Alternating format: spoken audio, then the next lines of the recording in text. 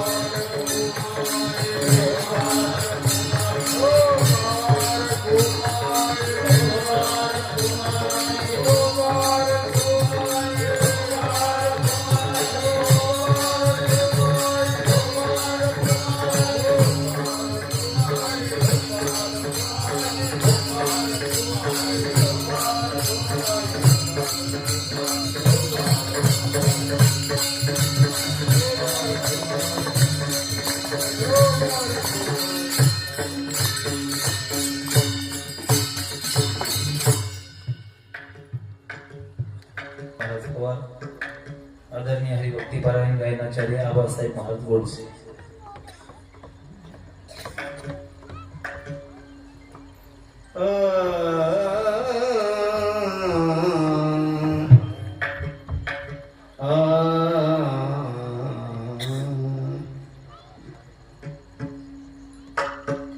भाग्यवंता हे ती काम काम भाग्यवंता हे ती काम काम भाग्यवंता हेची काम भाग्यवंता हेची काम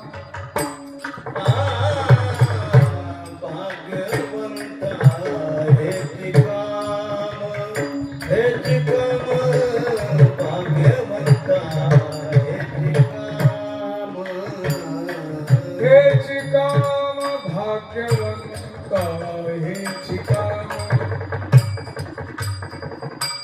भाग्यवंता हेची काम नाम वैखरी वाचनाम वैखरी आनंदाची पुष्टी अंगी आनंदाची पुष्टी अंगी वाचे मापे वैखरी मापे नाम वैखरी आनंदाची पुष्टी अंगी आनंदाची पुष्टी अंगी भाग्यवंता हे काम भाग्यवंता हे काम हेची काम भाग्यवंता हेची काम भाग्यवंता हेची काम भाग्यवंता हेची काम मापे नाम वैखरी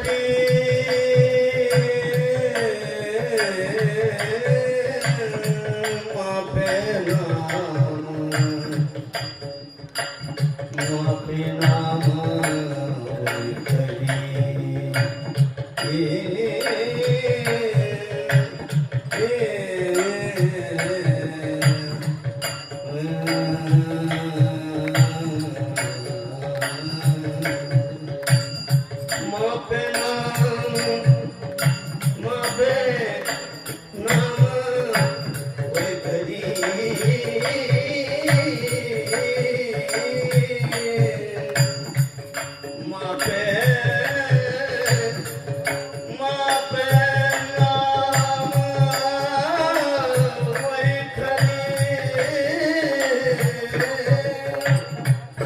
मापे नाम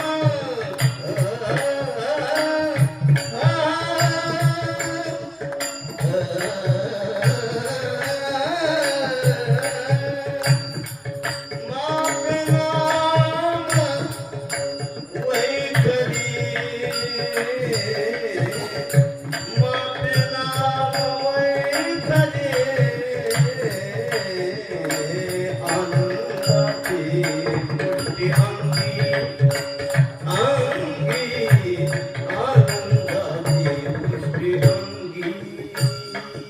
मापे नाम वैखरी मापे मापे नाम वैखरी मापे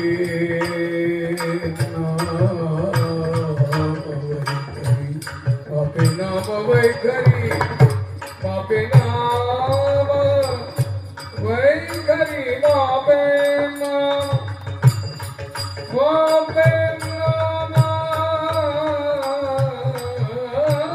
वैखरी मापे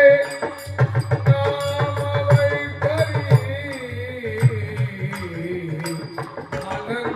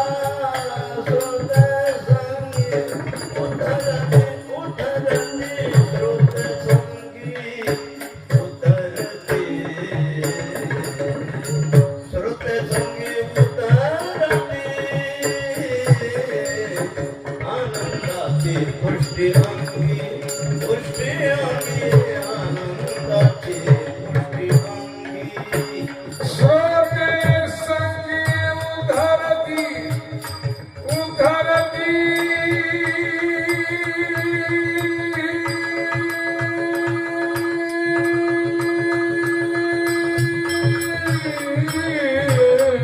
श्रोते संगी उधरती श्रोते संगी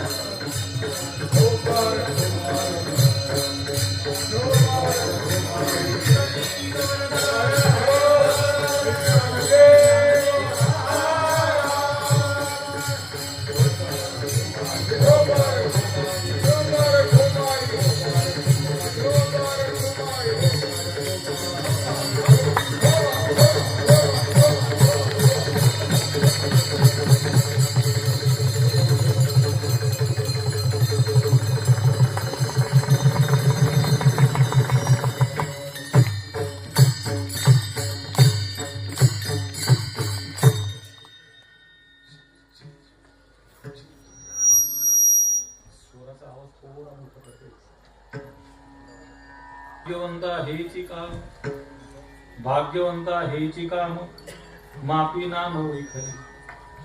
आनंदाची पुष्टी अंगी, आनंदाची पुष्टी अंगी, श्रोते संगी उद्धरती.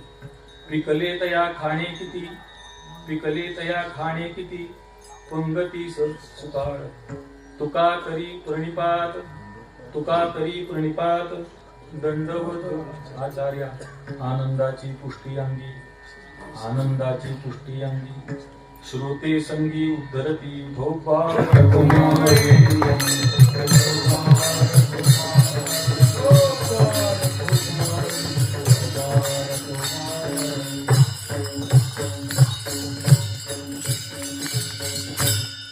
प्रस्तुत सेवेसाठी घेतलेला अभंग जगद्गुरु तुकोबारायांचा असून भाग्यवंताचं लक्षण प्रतिपादन करणारा अभंग.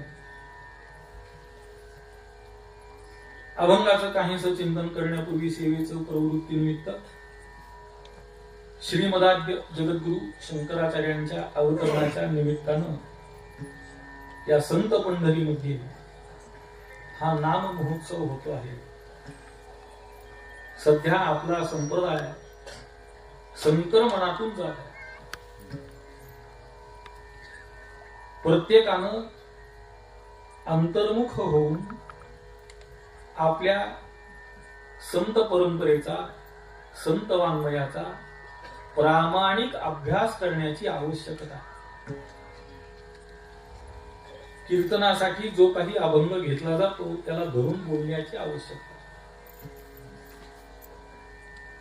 समाजामध्ये खरं सांगणाऱ्याची किंमत होण्याची आवश्यकता. दुर्दैवानं समाजामध्ये सुद्धा वरपंग बोलणाऱ्यांची लोकप्रियता अधिक आहे, आणि ती आजच अधिक आहे असं नाही. सदा सर्व काळ मुंबईला जवेरी बाजार आहे, तिथे सोन्याची दुकान आहे, तिथे कधीच गर्दी नसते. पण भाजी मंडईमध्ये सदा सर्व काळ गर्दी आहे. त्याप्रमाणे हे तत्वज्ञान म्हणजे सोनं आहे, आणि प्रत्येकाच्या आवाक्यात बसणारी गोष्ट नाही. पण गोष्ट अशी आहे की ज्यांच्या त्या आवाक्यात बसत नाही त्यांनी त्याच्यावर उपाय शोधून काढला हे चुकीचं आहे म्हणायला सुरुवात करायची. आपल्याला कळत नाही ना, मग चुकीचं, किंवा आपल्याला जे कळालं ते बरोबर. एका सद्गृहस्थांनी काही दिवसापूर्वी एक पुस्तक लिहिलं आणि त्याला नाव दिलं होतं मला कळालेले तुकोबाराय. आणि प्रस्तावनेसाठी माझ्याकडे आले होते. अर्थात मी विनम्रतापूर्वक नकार दिला, परंतु त्यामागची कारण मीमांसा अशी आहे की जगद्गुरु तुकोबाराय तुला काय कळाले यापेक्षा जगद्गुरु तुकोबारायांना काय म्हणायचं आहे हे तुला कळालं का हे अधिक महत्वाचं. आणि संतांच्या मनोगताला समजण्यासाठी आपण एक लक्षात घ्या, ग्रंथराज ज्ञानेश्वरीमध्ये जर कधी काही शंका निर्माण झाली तर मागे संदर्भाला श्रीमद भगवद्गीता, श्रीमद भागवतामध्ये काही शंका निर्माण झाली तर मूळ श्रीमद भागवत आहे. पण जगद्गुरु तुकोबारायांच्या गाथ्यात किंवा कोणत्याही संतांच्या गाथ्यात जर शंका निर्माण झाली तर मागे संदर्भाला काहीही नाही. त्याला आर्ष प्रस्फुरण असं म्हणतात. क्षराक्षरा वेगळा तुका हो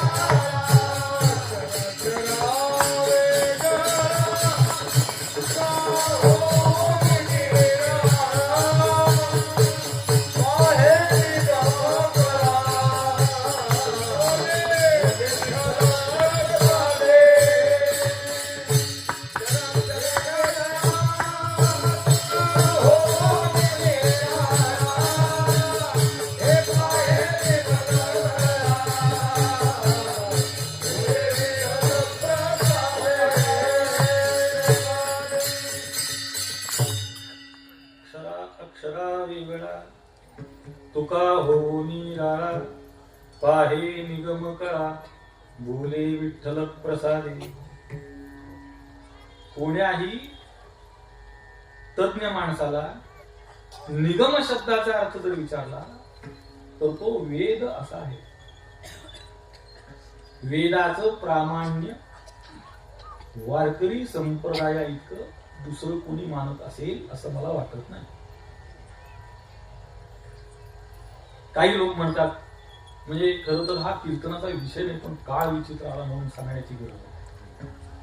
काही लोक म्हणतात सनातन धर्म वेगळा, वारकरी संप्रदाय वेगळा. एक प्रमाण सांगतो, त्याचा समन्वय जर त्यांनी सांगितला तर मी साष्टांग नमस्कार करायला. प्रमाण असं आहे, सगुण निर्गुण दोन्ही विलक्षण,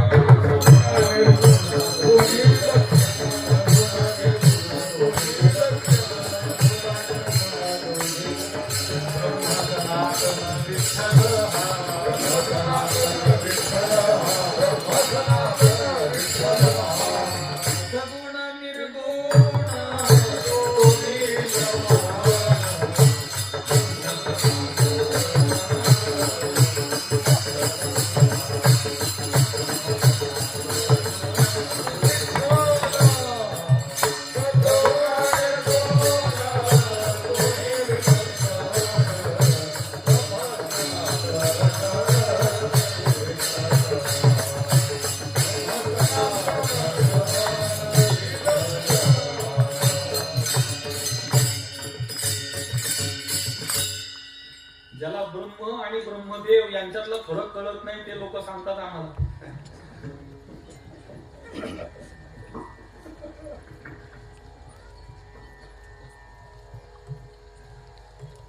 प्रागभाव, प्रध्वंसाभाव, अत्यंताभाव, अन्योन्याभाव या चतुर्विध किंवा सामयिकाभाव सहित पंचविध अभावांच्या प्रतियोगित्वाचा ज्याच्या ठिकाणी त्रैकालिक अत्यंताभाव आहे त्याला ब्रह्म म्हणतात.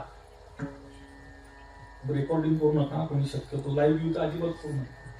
हे डोक्याला त्रास झालाय सगळा. तुम्ही त्या अनुभवातून गेलात म्हणजे कळेल. ज्याला स्वतःचा शेंबूड पुसता येत नाही तो प्रश्न विचारायला लागला, अवघड कसा आहे. तर अभावाचं स्वरूप काय, अभावाच्या प्रतियोगितेचं स्वरूप काय कळतं का नाही? प्रतियोगित्वाचा अभाव नाही, अभावाच्या प्रतियोगित्वाचा अभाव कसा सिद्ध होतो? मुळात प्रतियोगी कशाला म्हणतात? न्यायशास्त्रामध्ये 15 पदार्थ आहेत. प्रतियोगिता, अनुयोगिता, अवच्छेदकता, अवच्छेद्यता, आधारता, अधेयता, संसर्गता, विषयता, विषयीता, निरूपकता, निरूप्यता, कारणता, कार्यता, प्रयोजकता, प्रयोज्यता, अशी 15 पदार्थ आहेत. त्या 15 पदार्थामध्ये एक अनुयोगिता आणि प्रतियोगिता. प्रतियोगिता म्हणजे अभावाला दूर करण्याची शक्ती, अनुयोगिता म्हणजे अभावत्व, अभावाला दूर करण्याची शक्ती ज्याच्या ठिकाणी राहते त्याला म्हणतात प्रतियोगी, आणि ज्याचा अभाव असतो त्याला म्हणतात अनुयोगी. आता अभाव ज्याचा होत नाही असं ब्रह्म नाही, ज्याच्या ठिकाणी अभावाचं प्रतियोगित्वही नाही असं ब्रह्म आहे. कशा करता सांगितलं तर त्याची भावरूपता ही भाव अभाव याच्या पलीकडची भावरूपता आहे, ज्याला प्रतियोगित्वही सिद्ध होत नाही, आणि त्याला ब्रह्म म्हणतात. आणि जे 3 देव आहेत त्यातला जो सृष्टी निर्माण करणारा त्याचं नाव ब्रह्मदेव. म्हणून आपल्याकडे गुरूंच्या स्तुतीमधला जो श्लोक आहे त्याच्यामध्ये गुरुर् ब्रह्मा, पुढे म्हणा की सगळे आपला श्लोक आहे, म्हणा गुरुर्देवो महेश्वरः, पुढे गुरु साक्षात परब्रह्म तस्मै श्री गुरवे नमः. आता ब्रह्मा म्हटल्यावर परत ब्रह्म म्हणायची गरज आहे का? पण म्हटलं त्याचं कारण दोघं वेगळे. ब्रह्मदेव वेगळा, ब्रह्म वेगळं. आणि हे ज्यांना कळत नाही त्या भगवान विठ्ठलेशाला केवळ ब्रह्म म्हटलं नाही, सनातन ब्रह्म म्हटलं. आता त्या सनातनाची व्युत्पत्ती सांगा म्हणाला. संज्ञतेच तनुतेच अशी व्युत्पत्ती आहे. त्याचा जर विस्तार करायचा झाला तर आपल्याला अभंगाकडे जाता येणार नाही. पण मी हा विस्तार या करता करतो आहे की वारकरी संप्रदाय सनातनच आहे. काय नका काय नाही. मी काय तुम्हाला पाणी देणार नाही, घर बांधून देणार नाही, माझी तर कोण लाडकी कुणी नाही, लाडका कुणी नाही, काय टाळ्या. काय झालंय, कीर्तनाचं अवमूल्यन व्हायला लागले दिवसेंदिवस.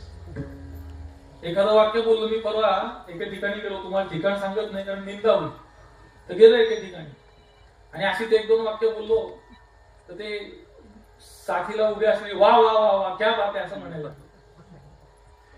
म्हणजे काय, मी नेमकं नाचतो आहे का करमणूक करतोय? अवमूल्यन. कीर्तनाचा सत्वभाव टिकला पाहिजे आणि त्याची जबाबदारी माझ्या एकट्याची नाही, तुमच्या सहित सगळ्यांची. तर ब्रह्म सनातन विठ्ठल हा वारकरी संप्रदाय सनातन आहे. गोष्ट क्रमांक 2, वारकरी संप्रदायाचा जर इतिहास सांगायचा झाला,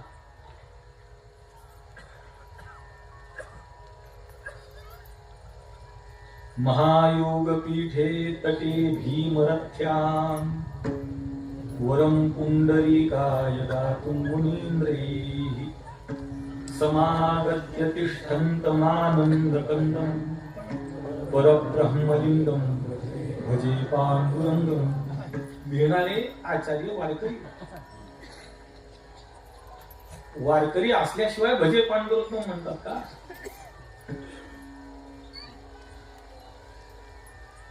काही लोकांचं म्हणणं असं आहे की वारकरी संप्रदायामध्ये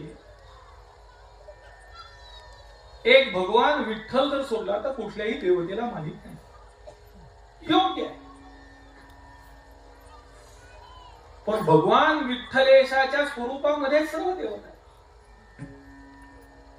किंवा जी जी उपास्य देवता आहे त्या त्या देवतेला भगवान विठ्ठलेशाच्या स्वरूपामध्ये पाहणं हा या संप्रदायाचा संस्कार आहे.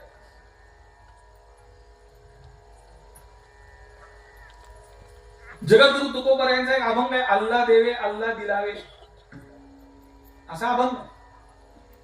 त्याच्यावरून ही लोक जगद्गुरु तुकोबरायांच्या नावानं सर्व धर्म समभाव विकतात. परंतु जगद्गुरु तुकोबरायांची वास्तव भूमिका, आम्ही नामाचे धारक नेणो प्रकार आणि सर्व भावे एक विठ्ठलची कृपा. मग तुम्हाला असं म्हणायचंय की अन्य देवता त्यांना मान्य नाहीत, पण अन्य लोकांच्या देवता मान्य. आता कुणाच्या देवता ते काही सांगायची जागा नाही, अशी गुणावं इथं कशाला घ्यायची. तर त्या देवतांची उपासना चालते, पण सांप्रदायिक लोकांना सनातन धर्मातल्या देवतांची उपासना मान्य नाही असं सांगतात. चूक आहे. अहो, सर्व देवतांचे स्तुतीपरक अभंग वारकरी संप्रदाय. शिव भोळा चक्रवर्ती आहे, हनुमंत महाबळी, रावणाची दाढी गाडी आहे, गोंधळाई आहे. सर्व देवतांची उपासना. उलट जगद्गुरु तुकोबरायांची एक भूमिका अशी आहे, हेंदरी शेंदरी देवते कोणती पूजी भूते केले. ही भूमिका मान्य आहे का? जी देवता वैदिक आहे, जी देवता सनातन आहे, त्या देवतांची उपासना करणारा हा संप्रदाय आणि त्या त्या देवतेला भगवान विठ्ठलेशाच्या स्वरूपात पाहणारा हा संप्रदाय. पुढे विषय येणार आहे तेव्हा विस्तारानं सांगेन. आचार्यांना दंडवत केला म्हणजे कुणाला केला? जगद्गुरु तुकोबारायांनी दंडवत करावा अशी योग्यता असणारा महात्मा कोण याचा शोध घ्या.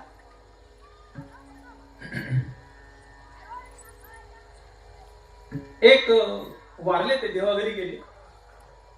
भाष्यकारा ते वाटत पुसतो म्हणताना असा हात फिरवायचे. आणि हा इतिहास आहे, मी नाव सांगू शकतो, फक्त ही सांगण्याची जागा नाही, व्यक्तीची निंदा करायची नाही. पुसणे म्हणजे विचारणे. इतका सरळ सरळ अर्थ असताना जो भाषेचा तज्ञ म्हणतो असा मनुष्य जर मुद्दाम पुसणे याचा अर्थ पुसणे असा करत असेल ते महाराष्ट्राचं दुर्दैव आहे. आणि अशा लोकांनी मार्गदर्शन केल्यामुळे अनेक पिढ्यांचं नुकसान झालं. योग्य अर्थ सांगणाऱ्याला कोण बोलवत नाही आणि ज्याला काहीही कळत नाही त्याला सुगीचे दिवस आहेत. अगदी खरं आहे.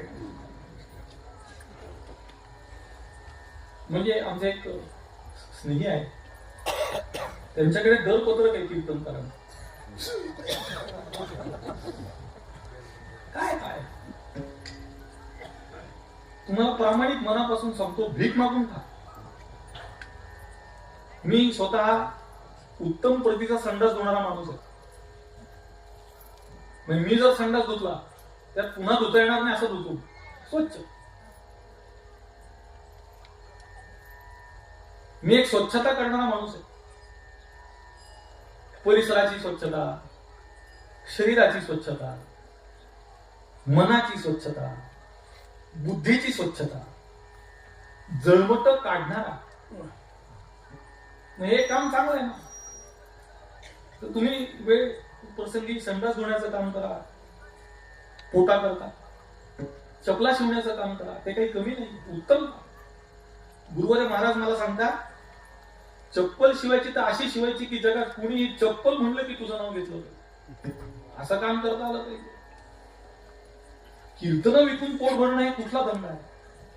आणि यामुळं संप्रदायाची मानहानी होते आहे. आज लोक उठून काही बोलू शकतात ह्याचं कारण काय? नियमबद्ध कीर्तन परंपराच नाही ना. कुणी कीर्तन करावं याला मर्यादाच आहे नाही. करा, पण कसं करावं याची तरी मर्यादा सांगा. मध्यंतरी आळंदीमध्ये एक शिबिर झालं, तिथे मला बोलवलं आणि त्या शिबिरात मला विषय दिला बोलण्याकरता कीर्तन कसं करावं. चुकीचा विषय, मी बदलला तो. आणि विषय असा आहे की कीर्तन कसं करू नये, कसं बोलावं यापेक्षा कसं बोलू नये हे फार महत्वाचं आहे. असो, संप्रदायाच्या दृष्टीनं सध्याचा काळ संक्रमणाचा आहे आणि भविष्य काळात मला नजीकच्या भविष्य काळात फार मोठी संकट दिसतात. अशा काळामध्ये गुरुवारी महाराजांना एखादी विचारलं की तुमचा आश्रम केवढा, त्याच्यात विद्यार्थी किती. आमच्याकडे तरी असे 500-1000 विद्यार्थीच नाही, 4, 5, 10, 15, 20 आणि ते गळतात पटापट. कारण आश्रमामध्ये नियमात राहावं लागतं. माऊलीच्या दर्शनाला जायचं तरी विचारून जायचं, नाही म्हटलं तर जायचं नाही. त्याच्यामुळे तिथे टिकत नाही. आमचा एक विद्यार्थी बाहेर काही शिकायला जात होता, तर ज्यांच्याकडे गेला त्यांनी सांगितलं कुठं राहतो बाबा. म्हटलं साधक आश्रमात राहतो. त्यांनी त्याला व्युत्पत्ती सांगितली साधक आश्रमाची. जिथे साधकाला श्रम होतात तो साधक आश्रम, अशी व्युत्पत्ती सांगितली. तो पुन्हा त्यांच्याकडे तोंड बघायला गेला नाही. माझी त्यांच्याकडे अजून भेट झाली नाही, कधी झाली तर विचारेन त्यांनी. तुम्हाला एक सांगू का, प्रामाणिकपणे जी योग्यता तत्वज्ञान समजण्यात, जी योग्यता नामभक्तीमध्ये आहे, तीच योग्यता गुरुसेवेमध्ये आहे. अहो, ज्या गावांनी लिहिलेली ओवी नाथ महाराजांच्या ओवीपासून वेगळी काढता येत नाही, हा सेवेचा प्रसार आहे. सेवा केली पाहिजे. सेवा केली तर मेवा मिळतो. लोकांना सेवा न करताच मेवा पाहिजे. म्हणजे मला कधी कधी अशी इच्छा निर्माण व्हायला लागली की हा फेटा सोडून असा काखेत धरावा राजकारणात. पण जर मी गेलो राजकारणात तर पुन्हा कीर्तन करणार नाही आयुष्यात. कारण कीर्तन करणारे तिकडे जायचं नाही, तिकडे गेला तर कीर्तन करायचं नाही. गुरुवारी महाराजांच्या मागे एक जण लागले होते, त्यावेळी प्रसिद्ध होते, ते राजकारणात होते आणि कीर्तन वगैरे करायचं. तर गुरुवारी महाराजांना म्हणले तुम्ही आमच्या पक्षात या. ही गोष्ट मी आपल्याला सांगतो 1961-62 साली. गुरुवारी महाराजांनी सांगितलं कुठल्याही राजकीय पक्षात जाणं वारकऱ्याचं काम नाही. कारण उद्या असं होईल की हा महाराज या पक्षाचा, तो महाराज त्या पक्षाचा, असं होईल हा तो दिवस आपण पाहतोय, लक्षात ठेवा. आणि ही गोष्ट 1961 मधली घडलेली गोष्ट सांगतो. राजकारणापासून अंतर राखलं पाहिजे. आणि त्याची दुसरी बाजू अशी आहे की राजकारणी लोकांनी सुद्धा संप्रदायात नाक घालू नये. या बाजूला फक्त श्रद्धावानाने, म्हणजे मी इथपर्यंत सांगतो की चिकित्सकानं सुद्धा येऊ नये, श्रद्धावानाने. जो चिकित्सा करणार आहे, तर्काची पट्टी लावणार, आचार्य सांगतात त्याप्रमाणे दुस्तर्कात सुविरम्यताम श्रुतिमतस्तर्कोनुसंधीयताम. दुस्तर्काला पूर्ण विराम देऊन सत्तर्काचं अनुसंधान करू शकतो, त्याच्याकरता हा संप्रदाय. ज्याला मोक्ष प्राप्त करायचा त्याच्याकरता, ज्याला खिसा गरम करायचा त्याच्याकरता हा संप्रदाय नाहीये. मी सांगतोय आपल्याला नजीकच्या भविष्य काळातली परिस्थिती. पूर्वी कीर्तन सेवा म्हणून करत असत. मग कीर्तनकार पैसे ठरवायला लागले, मग म्हणणारे वाजवणारे ठरवायला लागले, मग टाळकरी सुद्धा पैसे ठरवायला लागले. अजून काही दिवसांनी श्रोते सुद्धा पैसे दिल्याशिवाय येणार नाही. निवडणुकीच्या सभेला देतात की नाही, 500 रुपये आणि जेवण, तसं 500 रुपये जेवण असं करावं लागेल. म्हणून मी आता श्रोते बरोबर घेऊन फिरतो, तेवढीच बचत. कठीण काय, सकाम लोकांची संख्या वाढते. अहो, वारकरी संप्रदाय हा निष्काम संप्रदायच निष्काम. गुरुवारी महाराज सांगतात, आमचा देव श्रीमंत नाही, आमच्या देवाकडं गरिबांची श्रीमंती. सकामता नाही. त्या भगवंताला पाहिल्यानंतर मागितल्यावर पूर्ण होतं असं नाहीये. त्या भगवंताला पाहिल्यानंतर मागायची इच्छाच राहत नाही, असं वृत्ती स्थिर होते. मन संकल्प विकल्प करत नाही, स्थिर होत. तुझवा तुनी काही व्हावे,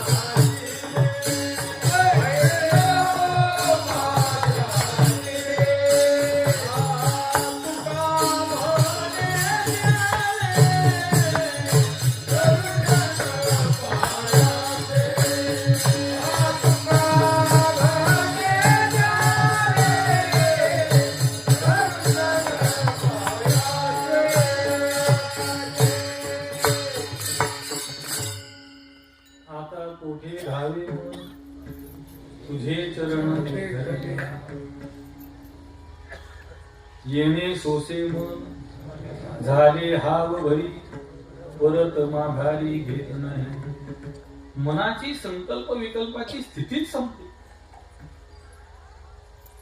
आणि त्या भगवंताच्या प्राप्तीचे जे अनेक मार्ग आहेत, त्यातला एक मार्ग आहे भगवंताच्या नामाचं उच्चारण. आता हे नामाचं उच्चारण कसं करावं, कुणी करावं, कधी करावं, कुठे करावं, अनेक नियम. पण कसं का होईना तुमच्यापर्यंत जर भगवंताचं नाम येईल तर तुम्ही भाग्यवान.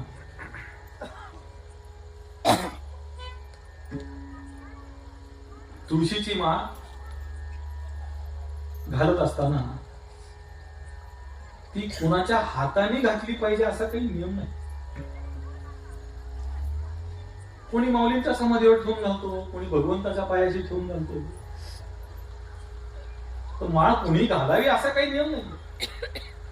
पण अनुग्रह प्राप्त करायचा असेल माळ घालणं वेगळं आणि अनुग्रह प्राप्त करणं वेगळं. आपल्या संप्रदायामध्ये गुरु परंपरेला अत्यंत महत्व आहे. कारण असं आहे, अनुग्रहामुळे गंमत होते. काय गंमत होते? 11व्या अध्यायामध्ये भगवंतांनी अर्जुनाला विश्वरूपाचं दर्शन व्हावं याकरता दिव्य दृष्टी प्रदान केली.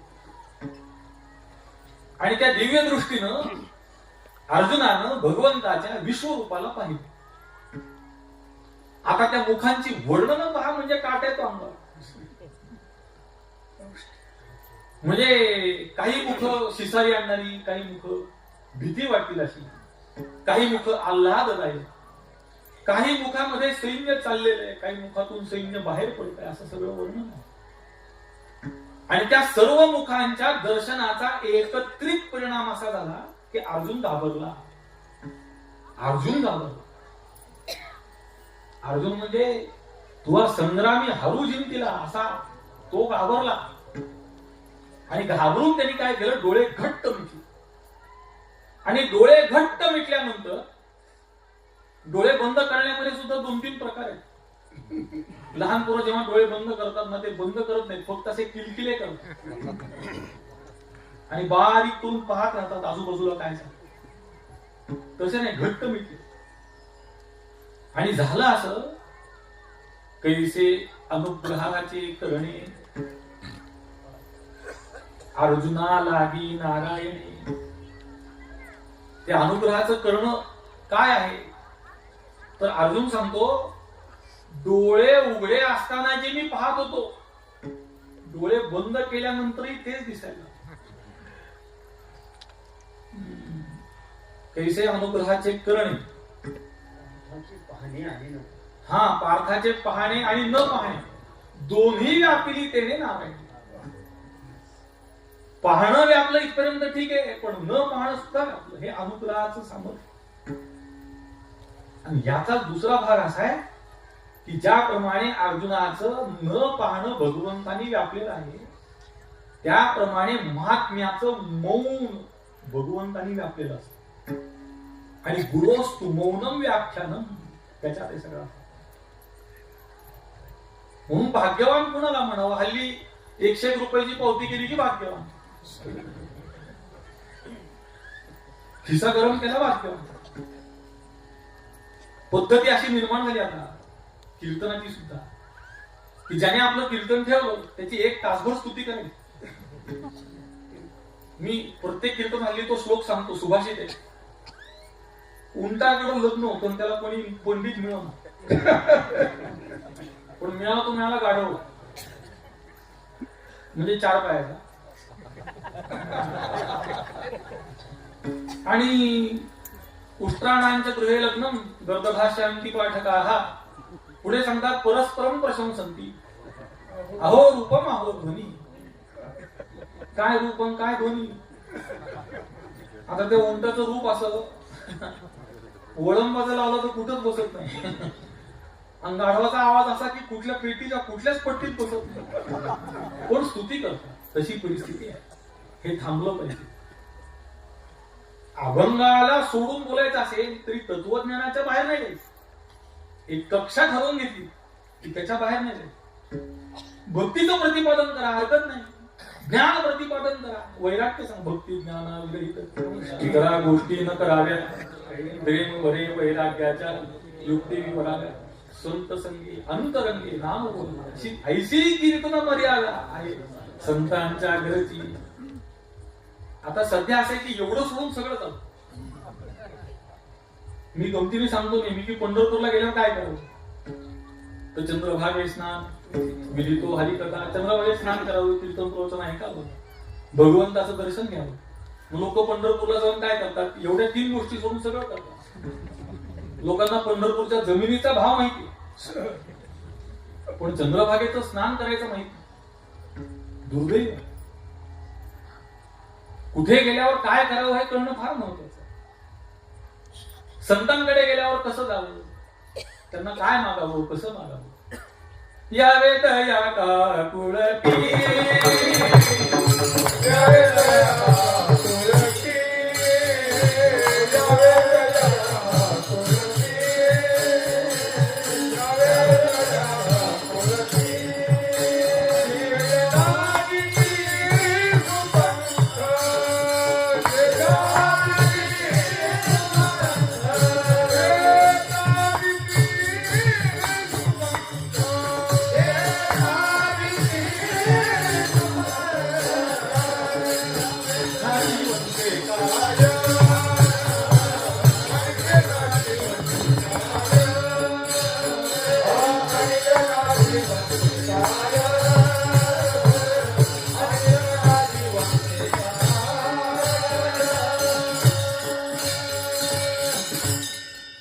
मी आता जो विस्तार करतोय हा सगळा तुम्हाला बाहेरचा वाटेल, पण हा विषयाला धरून चाललाय.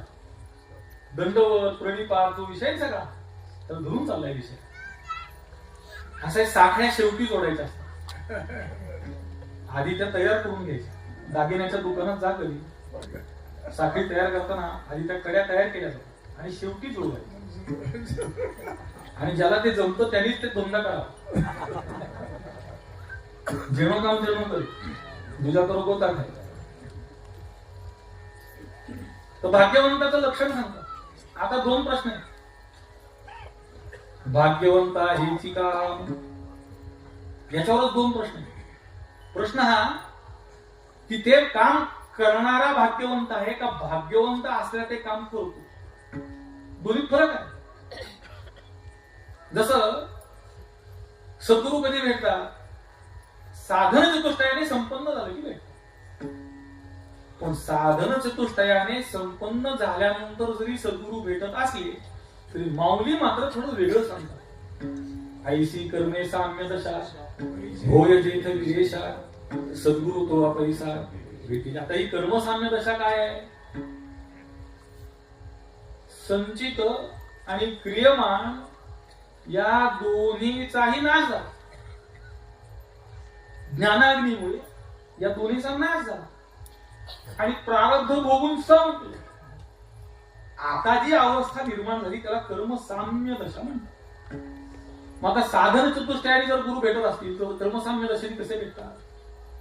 तर त्याचं उत्तर आहे साधन चतुष्टयाने होणारी सद्गुरूंची भेट हे बाह्य स्वरूपाची आणि कर्मसाम्य दशेने होणारी भेट ही आत्मत्वनी.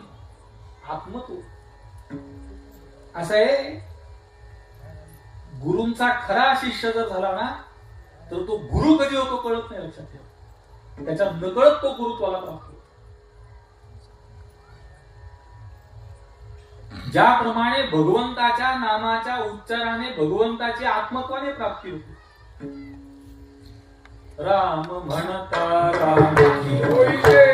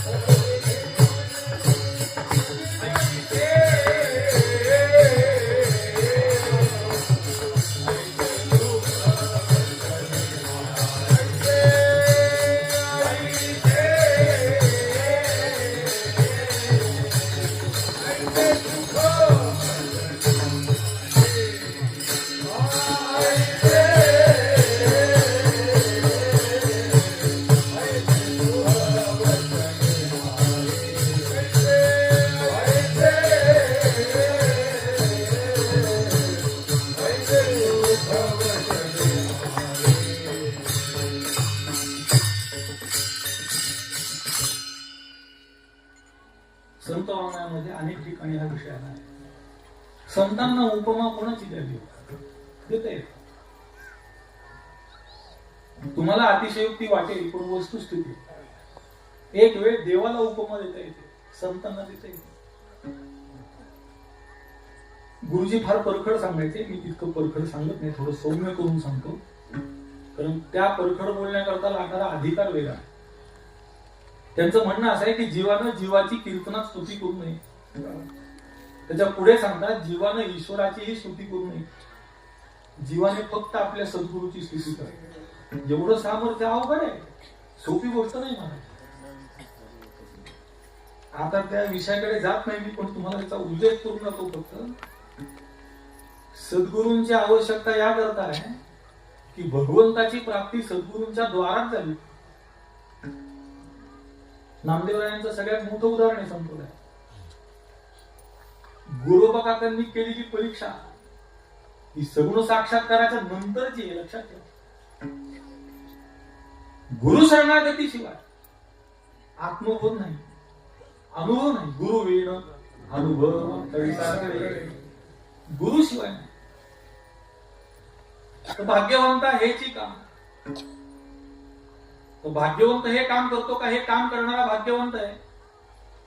तर त्याचं उत्तर असं आहे की हे काम सोडून जो काही करत नाही तो भाग्यवान.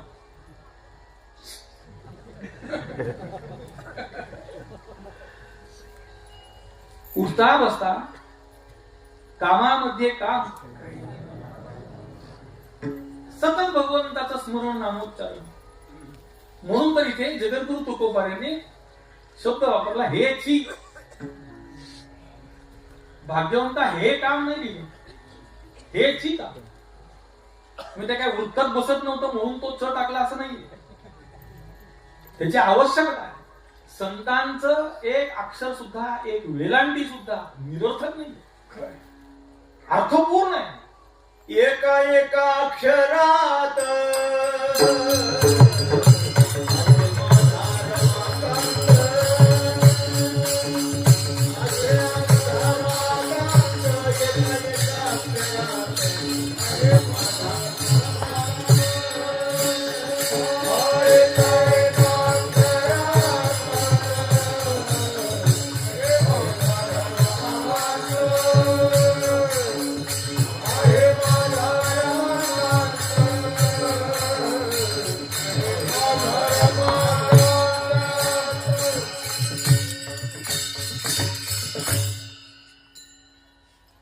एक म्हण आहे,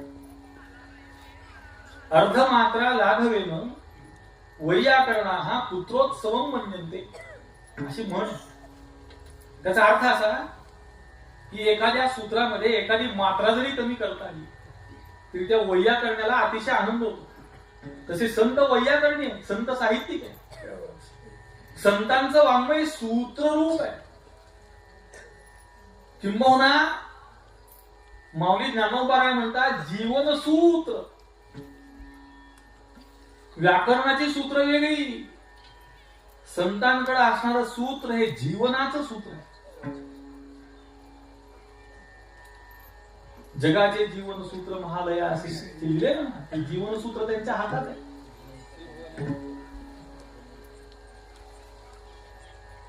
तर सूत्ररूपाने लिहिण्याची पद्धती असल्यामुळे संतांचं एक अक्षर, एक वेलांटी, एक उकार सुद्धा निरर्थक नाही, त्याच्यात अर्थ आहे.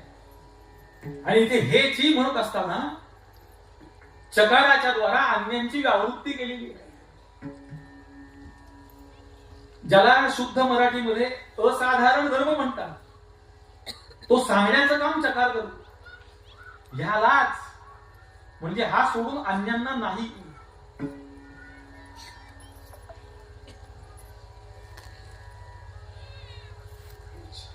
धन्य आम्ही जन्मालो. धन्यता, धन्यता म्हणजे भाग्यवान असणं ना. भाग्याचा भाग्याचा उदय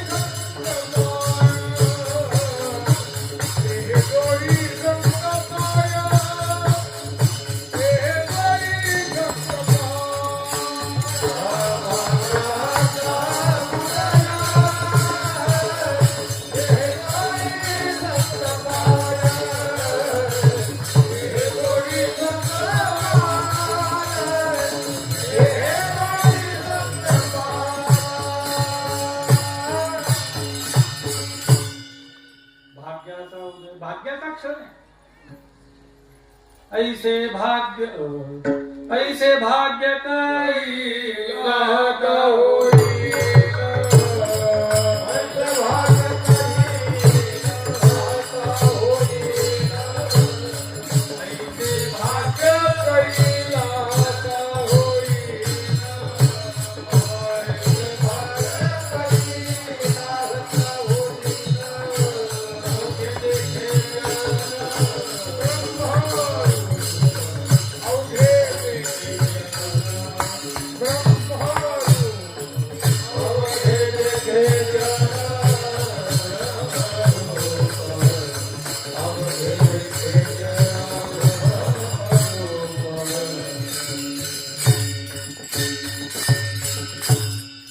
हेही भाग्याचं आहेच की.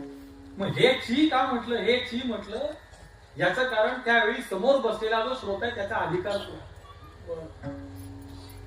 अधिकार कैसा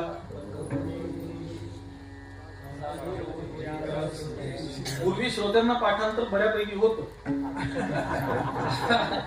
फारसं राहिलं नाही. आता मलाच कागद लावायला लागतो, लोकांचं काही नाही. ते कागद का लावला ते सांगतो तुम्हाला. अभंग इथे आल्यावर ठरवलं. इथे आल्यावर नाही मी विचारून घेतला कुठला घ्यायचा म्हणून. नंतर माझी पद्धती अशी की उभं राहिल्यावर भगवानची बुद्धी देईल तो घ्यायचा. आणि मी कुठेही गेल्यावर हल्ली प्रत्येक ठिकाणी विचारतो की कुठला अभंग घेऊ सांगा. तर काय आहे, मी माझ्याकरता कीर्तन करतच नाही, मी श्रोत्यांकरता करतो. एखादा तरी श्रोता तृप्त झाला पाहिजे त्याच्याकरता जातो. मी एकदा गुरुवारी महाराजांना विचारलं, म्हणजे एवढा 10-10 तास प्रवास करायचा, 2 तास कीर्तन करून पुन्हा 10 तास प्रवास. काम धंदे नसल्याचीच काम येत नाही, हे कशा करता. बरं आता काय झालं, श्रोत्यांचं सरासरी वय 60च्या पुढे, कीर्तनाची वेळ 9 ते 11. मग 60च्या पुढची लोक 9च्या पुढे काय करतील समजा, ते तिथं येऊन झोपतात छान. आणि एके ठिकाणी तर समोर बसले एकदम घोरायला लागले. तुम्ही त्यांना म्हटलं झोपा, तुम्ही थकला असाल पण घोरू नका, दुसऱ्यांची झोपमोड व्हायला लागली. ऐकायला कोण आलंच नाही, झोपायला नाही, सगळे पण घोरू नका. मग कशा करता जायचे. गुरुवारी महाराज म्हणले असे बघा, कुठेतरी एखाद्या ठिकाणी एखादा श्रोता असतो ज्याला या तत्वज्ञानाची भूक आहे आणि ती शमवण्यासाठी आपण जाऊ, त्याला तृप्त करण्याकरता जायचं. म्हणून मी विचारतो कुठला अभंग घ्यायचा. तर मला त्यांनी सांगितलं, मला तो पाठ नव्हता. आता काय सगळं संत अभंग थोडी पाठ आहे, अवघड आहे, फार मोठं आहे. आमचे ब्रह्मलीन भोसरीकर माऊली होते, काय पाठांतर बाबा बाबा बाबा. त्यांनी जर ती आवृत्ती सुरू केली तर महिना लागायचा आवृत्ती संपायला, एवढं पाठांतर.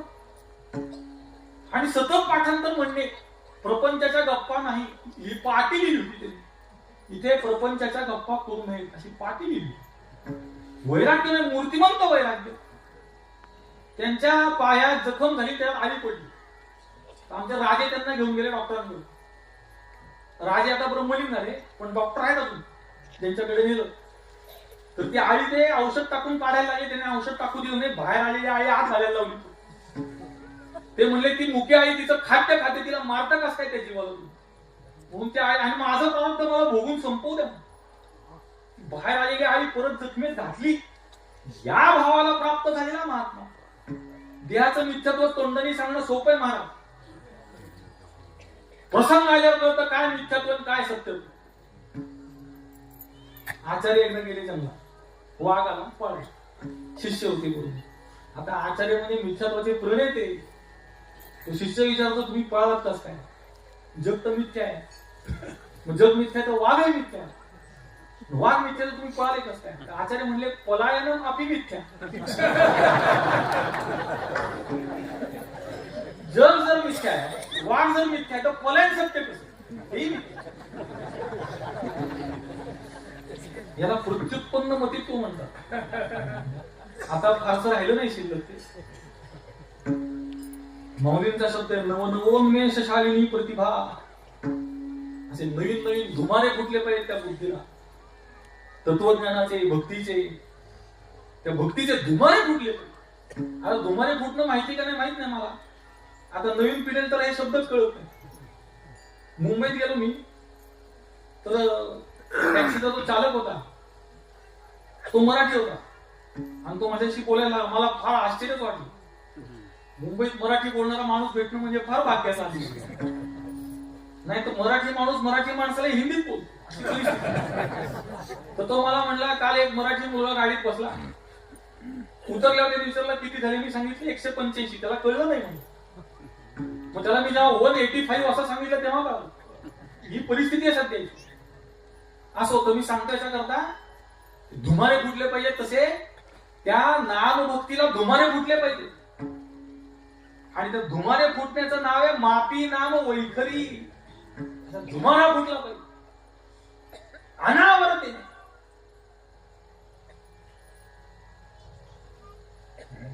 माझी मज झाली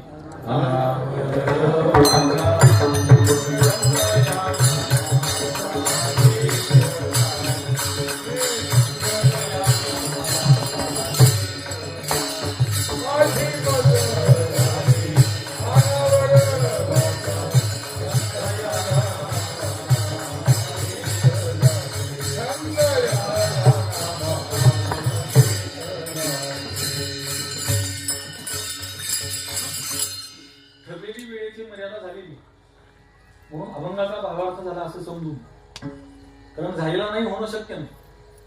मी प्रत्येक कीर्तनामध्ये हे वाक्य सांगतो, आज पुन्हा सांगतो की खरं समीकरण आहे एक अभंग बरोबर एक आयुष्य, किंवा एक ओवी बरोबर एक आयुष्य. हे खरं समीकरण. मी माझं भाग्य समजतो या संत वाङ्मयाला आपला स्पर्श होतो काही, किंवा संत वाङ्मय आपल्यावर काही कृपा करतो. मी कोण, कुठला, काय, पण सद्गुरूंची संतांची कृपा, आपलं काही भाग्य लक्षात घ्या. आपण या संप्रदायामध्ये जन्माला आलो. आता काही काही नाश्ते आंबे निघतात, त्याला काय करणार.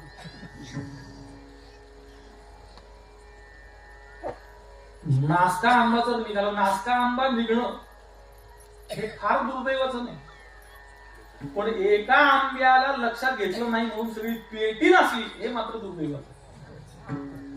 म्हणून आंबा नासला कळाल्या बरोबर बाजूला गेला. तुम्ही जर त्याला उराशी कवटळून बसला तर पेटी सडायला फारसा वेळ लागत. म्हणून नाश्ते आंबे ओळखा आणि त्या नाश्ते आंब्याला बाजूला करा. अहो, संत वाङ्मय मस्तकावर घेऊन चाललं पाहिजे. संत वाङ्मयाला साष्टांग प्रणिपात केला पाहिजे, कारण वाङ्मय रूपाने संतच आहे. ज्याप्रमाणे गीता ही जाणा वाङ्मय मूर्ती श्री प्रभूंची, तसं ज्ञानेश्वरी ही जाणा वाङ्मय मूर्ती श्री ज्ञानेशांची, गाथा ही जाणा वाङ्मय मूर्ती श्री तुकोबांची, भागवत आदी ग्रंथ जाणा वाङ्मय मूर्ती श्री नाथांची. त्या संतांची आज आपल्याला घडणारी संगती ग्रंथ रूपाने. म्हणून 2 तासात अभंग हे समीकरण काय जुळत नाही. मी गुरुवर्य महाराजांच्या अशा अनेक कीर्तनामध्ये काळ घेतला, जी कीर्तन 4 तासाची झाली. मग हळूहळू, आणि 4 तास म्हणजे 4 तास कीर्तनकार बोललेला अशी कीर्तना. विणा घेतल्यापासून 4 तास नाही. आणि एक 5 मिनिटात 6 मिनिटात चाल संपली अशी. आता अर्धा पाऊण तास चाल चालली. म्हणजे ज्यांनी पहिल्यांदा विणा घेतला तो सुरुवातीचा अभंग आळवून म्हणतो. त्याच्यात जातात, मी गणित मांडतो फक्त, तुम्ही बेरीज करा, त्यात जातात 15 मिनिटं. मग कीर्तनकार आल्यानंतर पहिली चाल जी होती त्याच्यामध्ये होते जुगलबंदी गायकांची. मग गायकांच्या जागेवर ते वादन करणारे पेटतात, आम्हाला येत नाही, मग त्यांची जुगलबंदी. मग ते आ आ उ उ इ ई आणि धडाम धडून बेरी, त्याच्यात जातो पाऊण तास. आधीची 15 मिनिटं, पुढचा पाऊण तास. किती झाला? 1 तास. आता त्याच्यानंतर ज्यांनी कीर्तन ठेवलं त्याची स्तुती 1 तास. कीर्तन कधी करायचं?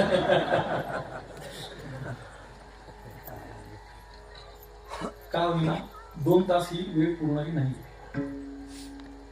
मी काही फार ज्ञानी असं नाही, पण संत वाङ्मयाचा आवाका फार मोठा आहे. शब्दातीत असणाऱ्या चैतन्याला शब्दात बांधलेलं आहे, म्हणजे त्याचा आवाका केवढा विचार करा. बाप उपयोगी वस्तू शब्दू स्मरणदानी प्रसिद्धू. आणि संतांचं सामर्थ्य सांगतो, अमूर्ताचा आरिसा विशदू आरिसा. अमूर्ताचा विशदू आरिसा नोहे. अमूर्ताला विशद करण्याचं सामर्थ्य त्या शब्दात. वेळची मर्यादा आहे, पण सांगतो आता आले डोक्यात, कारण गुरुवऱ्या महाराजांचा नियम आहे, आठवलं की सांगावं.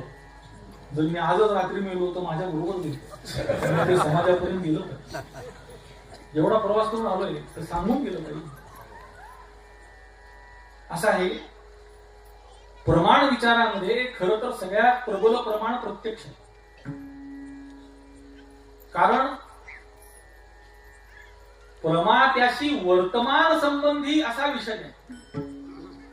म्हणून प्रबल प्रमाणता प्रत्यक्षाला, पण प्रत्यक्षापेक्षा सुद्धा अधिक सामर्थ्य शब्द प्रमाण.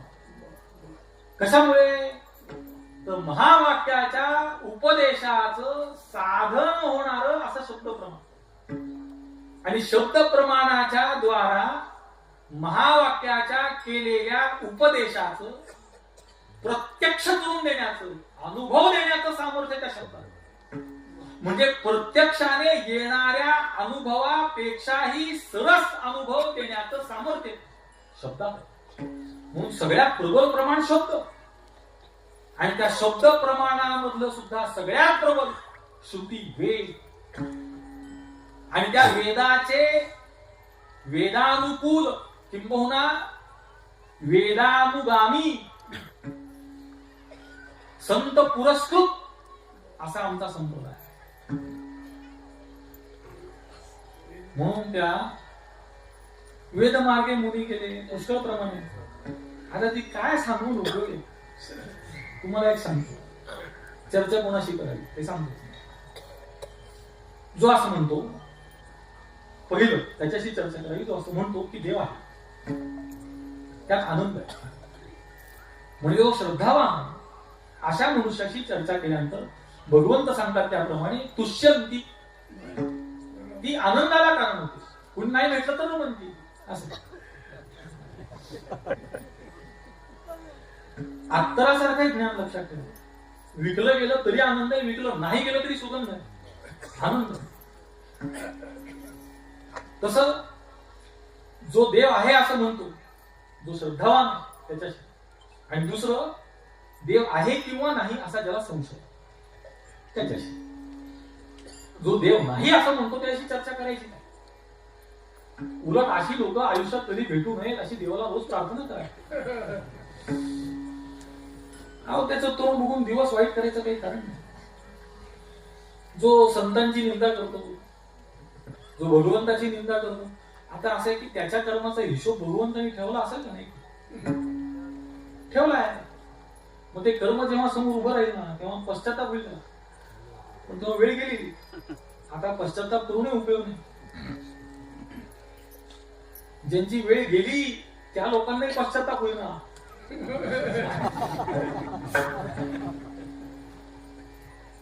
असो.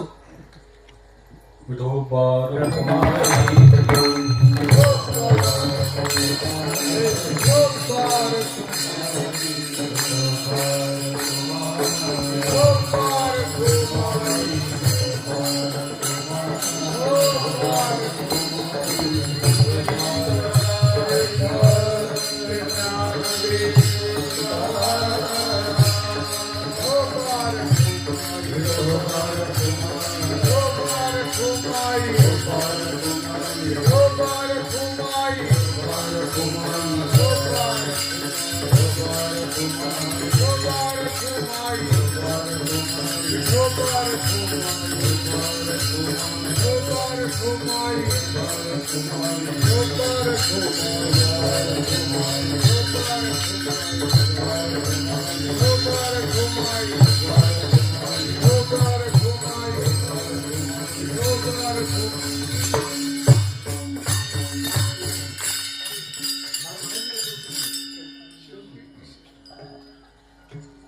खरा नियम असा आहे, बुका लावू नये भाडा असा नियम नाही. तुम्ही घालून घेतो किंवा आपल्या संप्रदायात घालण्याची पद्धती आहे तसं असू नये. त्याची संगती सांगतो. संगती अशी आहे की जो हार घालणार आहे त्यांनी जरी तो आपल्या गळ्यात घातलेला असला तरी तो आपल्या गळ्यात नाही, त्या गादीला घातलेला हे लक्षात ठेवायचं. असा त्याचा अर्थ आहे का? किंवा बुका जरी आपल्या कपाळी लावला असला तरी त्या गादीला आपल्याला नाही असं त्यांनी लक्षात ठेवायचं. अहो सगळ्यात अवघड जर काही असेल ना तर जेव्हा आपली स्तुती होते त्यावेळी ती पचवता येणं फार कठीण. एक वेळ अपयश पचवणं सोपं आहे, यश पचवणं कठीण. ते डोक्यात जातं माणसं. तसं आपण जिथे उभा आहोत ते एकदा काय झालं, उन्हाळ्याचे दिवस होते असेच आणि ते बैलगाडीच्या खाली कुत्रं चाललो. ते कुत्रं म्हणतं गाडी मी चाललो म्हणून चालली. नाही रे बाबा, गाडी चालली म्हणून तुझ्या डोक्यावर सावली आहे, थोडं थांबून बघ म्हणजे लक्षात येईल तुझं काय कर्तृत्व. तसं आपण गाडी खालची आहोत. आपण म्हणजे मी, आपण सगळे थोर आहात. मी माझं सांगतो, मी गाडी खालचा कुत्रा आहे. मी तो हमाल भारव आहे. माझ्या सद्गुरूंनी मला जे दिलं ते अनुवाद रूपानं सांगण्याचा माझा प्रयत्न असो. आनंदाची पुष्टी अंगी श्रोते संगीत उद्धरती. आता हा फार विस्तृत विषय, फारच विस्तृत आहे. म्हणजे मला वाटत नाही की एक महिनाभराच्या आत हा अभंग संपू शकतो. आणि रोज कमीत कमी 3-4 तास बैठक झाली पाहिजे तर त्या अभंगाचा एखादा अंश प्रकाशित होऊ शकतो. ही अंगी पुष्टी हा जो शब्द आहे ना फारच जबरदस्त. अनुभव हा 2 प्रकारचा. एक असतो अंगचा, अनुभवे आले तो अंगचा अनुभव औरस. आणि एक असतो दत्तक अनुभव. तो संतांचा अनुभव अंगचा आहे आणि माझा अनुभव दत्तक आहे.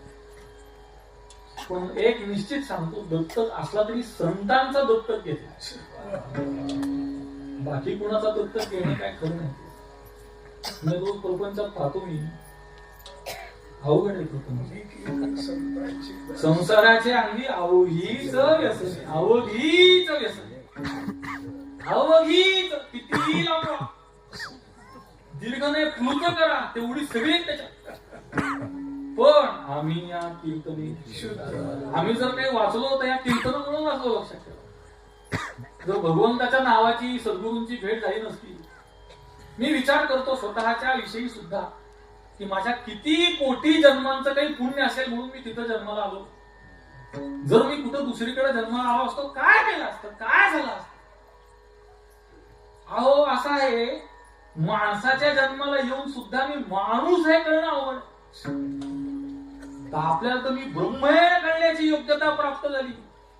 आपल्या सद्गुरूंनी आपल्याला तो उपदेश केला, किती मोठं भाग्य. म्हणून हे काम भाग्यवंत करतो. तर हे अंगचा आनंद आहे, अंगचा आनंद. आता त्या अंगचा आनंद याची थोडी व्युत्पत्ती सांगतो. त्याला म्हणायचं स्वरूपभूत आनंद. जसं हल्ली लोकांना कीर्तन माझी पचनी पडत नाही. ते म्हणतात काय कीर्तन आहे. एका ठिकाणी गेलो मी तर बाहेर जाताना 2 बायका बोलत होत्या. अरे काय ब्रह्ममाय काय कळलंच नाही म्हणली काय कीर्तन. एक पण जोक सांगितलं नाही.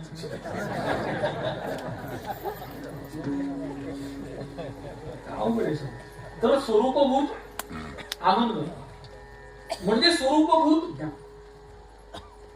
स्वरूपभूत ज्ञान याचा अर्थ ज्ञानाज्ञान विरहित म्हणजे स्वरूपभूत.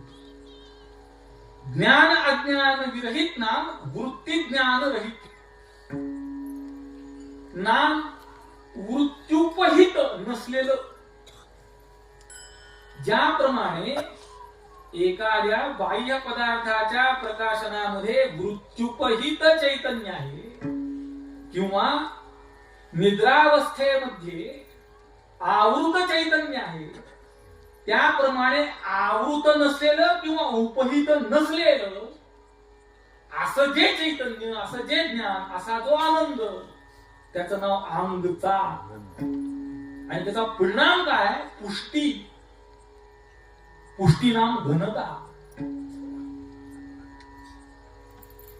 घनतेमध्ये किंवा व्याप्तीमध्ये जरी व्याप्त असलं तरी सम नसतं. बर, उदाहरण सांगतो, लक्षात आलं? ठीक. नाही आलं? अजून ठीक. ताकाचं भांड आहे आणि त्या ताकाच्या भांड्यामध्ये ओतप्रोत काठोकाठ ताक भरलं आणि एक दिवस ठेवून दिलं. काय होईल? माता वर्गांनी सांगा काय होईल? अरे काय करा, मी काय ब्रह्मन चैतन्य आत्मा काय नाही विचारलं. मी काय विचारलं? भरलेलं ताक एक दिवसभर तसंच ठेवलं तर काय होईल? हा, काय होतं सांगतो, लक्षात ठेवा. पुढच्या वेळी विचारलं तर लक्षात ठेवा. ताक जर दिवसभर तसंच ठेवलं तर पातळ पाणी वर येतं आणि घट्ट खाली जातं. आता त्या भांड्यात ताक भरलेलं आहे का नाही? आहे, पण सम नाही, विषम. किंवा हवा आहे तर हवेचा नियम आहे. ते हल्ली वर पंखे लावतात बघा, असे गुल. आम्ही आश्रमात लावले, हवा आली की फिरतात.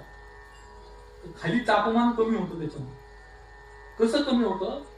तर हवा जरी व्याप्त असलेली गरम हवा वर आणि गार हवा खाली, मग ती गरम हवा ते बाहेर काढत राहत, गार हवा आत येईल. म्हणजे व्याप्त आहे पण सम नाही. कुठे घट्ट आहे, कुठं पातळ आहे, कुठे गरम आहे, कुठं गार आहे. हा आनंद कसा नाहीये, हा आनंद समव्याप्त. म्हणजे ही समता, याला समता म्हणतात. काय झालं? एका माणसाला चालता येत नव्हतं. आता निसर्गाने, देवाने त्याच्यावर अन्याय केला. अन्याय नाही केला. संत वाङ्मय पहा, आंधळा, पांगळा, मुका, बहिरा काय झाला ते सगळं दिलंय. म्हणून तो अन्याय झाला नाही. पूर्वजन्माच्या कर्मानुसार त्याला तो जन्म प्राप्त झाला. झाला तर झाला, ठीक, हरकत नाही. पण त्याला ती उणीव.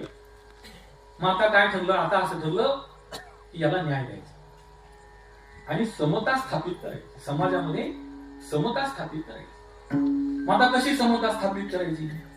तर ज्या ज्या लोकांना चालता येतं त्या सगळ्यांचे पाय तोडून टाकायचे. म्हणजे आता समता निर्माण होईल. ही समता निर्माण नाही ना. समता निर्माण होणे याचा अर्थ ज्याला चालता येत नाही त्याला कसं चालता येईल याच्याकरता प्रयत्न करणं, याला समता म्हणायचं. तसं ज्याला चालता येतं त्याचे पाय तोडणं म्हणजे समता नव्हे. समदृष्टी याला म्हणत नाही. समदृष्टी म्हणजे सर्वांच्या ठिकाणी ओतप्रोत व्याप्त असलेल्या चैतन्याचं प्रत्यक्ष म्हणजे समदृष्टी. याशिवाय दुसरी समदृष्टी काही नाहीच आहे. हे सगळे भंपक लोक आहेत जे वारकरी संप्रदायामध्ये सांगितलेल्या समत्वाला सर्व धर्म समभाव म्हणून सांगतात ना. हे भंपक. अहो, संत वचनाचा अर्थ कळण्याकरता ही लोक काय सांगतात? अमुक तमुक माणूस काय तुम्हाला 100 जन्म घ्यायला लागतील म्हणतात. बरोबर. आता अमुक तमुक माणूस क्षुल्लक आणि तो कळायला 100 वर्ष. संत वाङ्मय 2 तासात कळतोय. हे संत वाङ्मय म्हणजे दुधारी तलवारी लक्षात. जर संतांना अभिप्रेत असणारा बोध झाला तर मोक्ष, नाही जर झाला तर तुम्ही 84 लाख योनीमध्ये 84 लाख वेळा गेला तरी मोक्ष. आणि तुम्हाला गोष्ट सांगतो आणि सांगतो, गोष्ट अशी आहे की जग ज्ञानावर चालत नाही, जग अज्ञानावर चालत. चोख लक्षात ठेवा. कीर्तनकार कीर्तन कसं करू शकतोय कळलं की दुकान बंद. ते कळत नाही तोपर्यंत भगवान सांगतात. मी कसं करतो ते माझी सांगण्याची तयारी. मी आमच्या मुलांना सांगतो नेहमी, कीर्तन करणं हा काही आयुष्याचा उद्देश असू शकतो. आपल्याला आलेल्या अनुभवाचं कथन म्हणजे कीर्तन. एवढंच आहे. आणि आता कीर्तनकार व्हावं का लागतं त्याचं कारण अनुभवाचं पण सांगतच नाही. पण माझं म्हणणे तुमच्या आमचा अनुभव नाही, दत्तक पण संतांचा तरी दत्तक सांगा. ख्याख्या गोठून खिखी करणे आयुष्य चाललं. अरे माणसांचं अर्ध 75% लाकडं गेली मस्त, पण ते हसण्याची हे सुट ना. हा जरा चांगला शब्द आहे पण मी तेवढा परखड वापरत नाही. पण सांगतो तुम्हाला, तुमची कोणाची योग्यता असेल वापरा. मी वापरत नाही, फक्त असा इन्व्हर्टेड कोमामध्ये सांगतो. तो शब्द आहे कंड. कंड तो नसला पाहिजे. त्या पंचीकरणच गोष्ट आहे. त्या अंधाऱ्या गावाच्या बाहेर जायचो, कोणतरी म्हणून वेशील टेकवलं सांगितलं दारला की जा, तर तिथे गेला की कंड सुटला असा शब्द आहे. तर कंड या शब्दाचा अर्थ काय? तो शमत नाही, वाढताय. आणि इंद्रिय शिथिल झाली ती वासना वाजून उठवून येते. म्हणून तर म्हातार चळ असा शब्द आहे.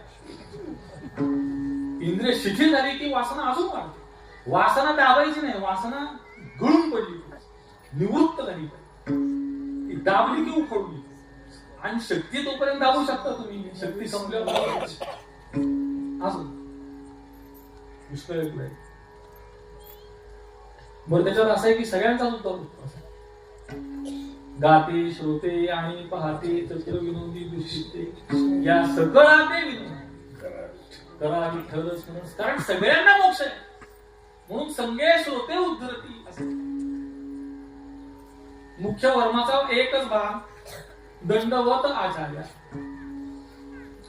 ज्यांनी आपल्या बुद्धीला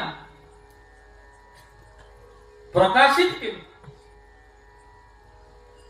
ज्यांनी गुह्यतम शास्त्राचं प्रकाशन केलं, अशा आचार्यांना मी दंडवत करतो.